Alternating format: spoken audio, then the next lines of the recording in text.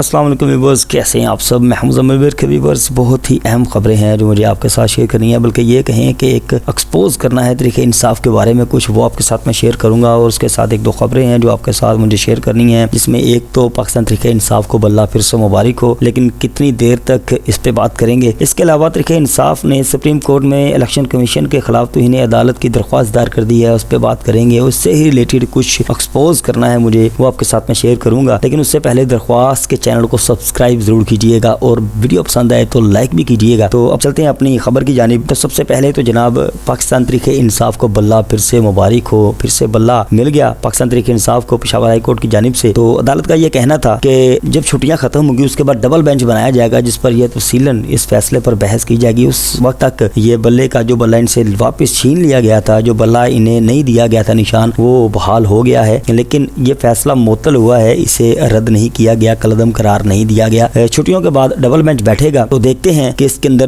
बल्ला इनके साथ बरकरार रहता है या फिर से इनसे छीन लिया जाता है। ये अदालत ने फैसला करना है। और अगर ये फैसला सुप्रीम कोर्ट की जानिब भी गया तो आजकल तो बड़ी ठंडी हवाएं चल रही हैं सुप्रीम कोर्ट की जानिब से, तो मुमकिन है बल्ला बरकरार भी रहे और 30% चांसेस है कि बल्ला इनके हाथ से छीन भी सकता है। तो उसमें फरीक तो जाहिर बात इलेक्शन कमीशन होगा, तो देखते हैं क्या फैसला आएगा। अच्छा जी, दूसरी खबर ये है कि तरीके इंसाफ ने सुप्रीम कोर्ट में इलेक्शन कमीशन के तौहीन अदालत की दरख्वास्त दायर की है। पीटीआई की जानिब से लेवल प्लेइंग फील्ड फरहमी के फैसले पर अमल दरामद ना होने पर इलेक्शन कमीशन के खिलाफ तौहीन अदालत की दरख्वास्त दायर की गई है। इसमें कहा गया है कि सेक्रेटरी इलेक्शन कमीशन ने 22 दिसंबर के हुक्म के बावजूद पीटीआई की शिकायत का अजाला नहीं किया और सुप्रीम कोर्ट के वाज़ेह अहकामात के बावजूद तरीके इंसाफ के उम्मीदवारों को हरासा और गिरफ्तार किया जा रहा है। तो इस सिलसिले में भी तौहीन अदालत की दरख्वास्त अब दायर हो चुकी है। लेकिन जनाब इस पे ही थोड़ा एक्सपोज करना है। मैंने अपने लास्ट व्लॉग में ये बताया था कि हो सकता है छीने भी जाते होंगे इनसे कागजात नामजदगी, लेकिन ये बात बिल्कुल सरासर गलत थी। ये सारे का सारा एक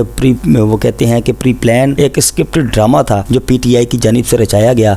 कुछ वाकयात हुए कागजात नामजदगी छीने जाने के लिए, उन बंदों उनके जो अरकान हैं उनको रोकने के वाकयात हुए, लेकिन उसका पस मंजर कुछ और था, उससे रोकने की वजूहात कुछ और थी। लेकिन एक ऐसा प्रोपेगेंडा बनाकर पेश किया गया कि जी हाय हाय हाय मार दिया गया, लूट लिया गया, पीटीआई के मेंबरान को रोका जा रहा है, कागजात नामजदगी छीने जा रहे हैं। तो जनाब ये प्रोपेगेंडा किया जा रहा था कुछ और रंग देकर। उसके हकाइक भी आपके सामने रखूंगा।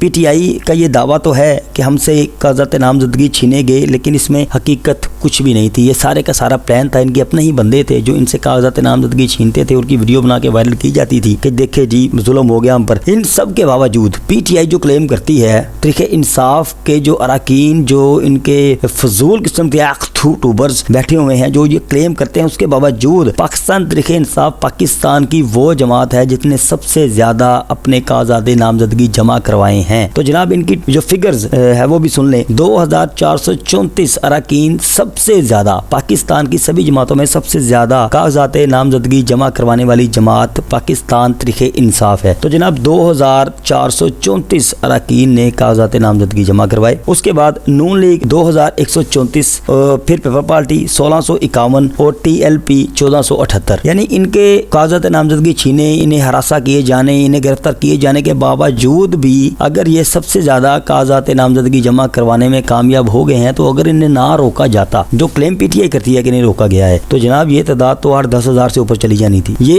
एक सारे का सारा फेक प्रोपेगेंडा था, तो जिसकी एक मिसाल भी आप लोगों के सामने आज मैं रखूंगा। मैंने अपनी लास्ट वीडियो में भी बताया था कि ये इनके जो इंसाफी सहाफ़ी हैं, बल्कि मैं सहाफ़ी तो इन्हें मानता नहीं हूँ, जो मानते हैं वो मैं कहता हूँ कि पता नहीं उनके पास भी अक्ल नहीं है, दिमाग है नहीं यार उनके पास। वो किस कैटेगरी के सहाफ़ी नहीं मानते हैं, जो एक जमात की तर्जुमानी करते हैं, जो एक झूठा बयानिया बिल्डअप करते हैं, झूठे बयानिए को प्रमोट करते हैं, वो सहाफ़ी कहलाने के लायक ही नहीं है। वो कैसे सहाफ़ी उन्हें कहा जा सकता है। अच्छा जी, दूसरी जिससे आप ये प्रूफ हो गया, एक तो खबर मैंने अपने लास्ट व्लॉग में बताई थी और एक खबर आज वाली सुन लें जनाब। आज वाली जो खबर है वो जी इमरान रियाज खान उनकी जानिब से और साबिर शाकिर साहब की जानिब से एक ट्वीट किया गया, जिसके ऊपर मिफ्ता इस्माइल साहब की तस्वीर एक साइड पे लगी हुई है, साथ में दुनिया टीवी का एक लोगो लगा हुआ है। तो जनाब उसमें लिखा हुआ है, IMF से मिलने वाले पैसों से अवाम को रिलीफ देने की बजाय मीडिया और हर PDM मेंबर में तकसीम किए गए इस कर्ज को अब को महंगाई की सूरत में अदा कर रही है। तो जनाब ये पोस्ट की गई साबिर शाकिर और इमरान रियाज खान साहब की जानिब से। मैं पहले दिन से कहता हूँ कि इमरान रियाज वो थत्था झूठा आदमी है ना, इतना झूठा आदमी है वो थत्था कि छितर खान तो बाद भी मुझे तो लगता है कि सी ट्यूनिंग भी नहीं हुई, खुद ही गायब हो गया था सिंपैथी हासिल करने के लिए। और